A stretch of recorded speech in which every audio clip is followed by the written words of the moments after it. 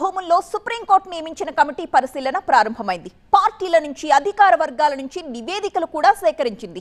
మరి కంచె భూములపై నివేదిక ఎలా ఉండబోతోంది?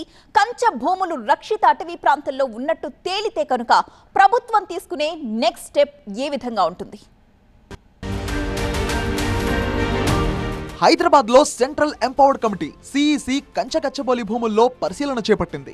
4 సభ్యులతో కూడిన బృందం సుప్రీంకోర్టు ఆదేశాల మేరకు 400 ఎకరాల భూమిని సందర్శించి దాని పర్యావరణ పరిస్థితులను అంచనా వేయనుంది.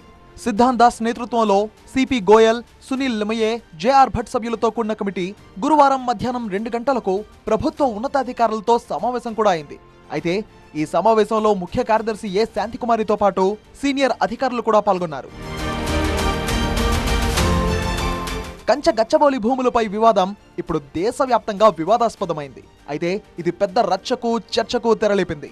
తెలంగాణ ప్రభుత్వం 400 ఎకరాల భూమిని అభివృద్ధి కోసం వేలం వేయాలని ప్రతిపాదించింది. దీని ద్వారా 10,000 కోట్ల నుంచి 30,000 కోట్ల రూపాయల వరకు ఆదాయం సమకూర్చాలని లక్ష్యంగా పెట్టుకుంది. అయితే భూమి హైదరాబాద్ సెంట్రల్ యూనివర్సిటీ సమీపంలో ఉండడం, అక్కడి పర్యావరణ సమతుల్యత, అక్కడ జీవ వైవిధ్యం దెబ్బతిందంటూ విద్యార్థులు, పర్యావరణవాదులు, స్థానిక సంఘాలు పెద్ద ఎత్తున ఆందోళన చేపట్టారు. 400 ఎకరాల భూమిలో 72 కంటే ఎక్కువ రకాల చెట్లు, 230 పక్షి జాతులు, 27 షెడ్యూల్ 1 వన్యప్రాణుల జాతులు, అరుదైన సాలిడు జాతి వంటివి ఉన్నాయంటూ అభ్యంతరం వ్యక్తం చేశారు. అయితే ఇష్యూ ఇప్పుడు సుప్రీంకోర్టు దాకా వెళ్ళింది. విచారణ చేపట్టిన అత్యున్నత ధర్మాసనం అభివృద్ధి కార్యకలాపాలను నిలిపివేస్తూ ఏప్రిల్ 3వ తేదీన తాత్కాలిక ఆదేశాలు జారీ చేసింది. అంతేకాదు భూమి రక్షిత అటవీ ప్రాంతం కిందకు వస్తుందా లేదా అనే విషయంపై స్పష్టత కోసం సిఈసిని నియమించింది. ఏప్రిల్ 16 లోపు నివేదిక సమర్పించాలని కమిటీని కోర్టు ఆదేశించింది. ఇందులో భాగంగా ప్రభుత్వ ఉన్నతాధికారులతో కమిటీ సమావేశమైంది. భేటీ అనంతరం ఈ వ్యవహారానికి సంబంధించిన పూర్తి నివేదికను ప్రభుత్వ అధికారులు కమిటీకి అందించారు.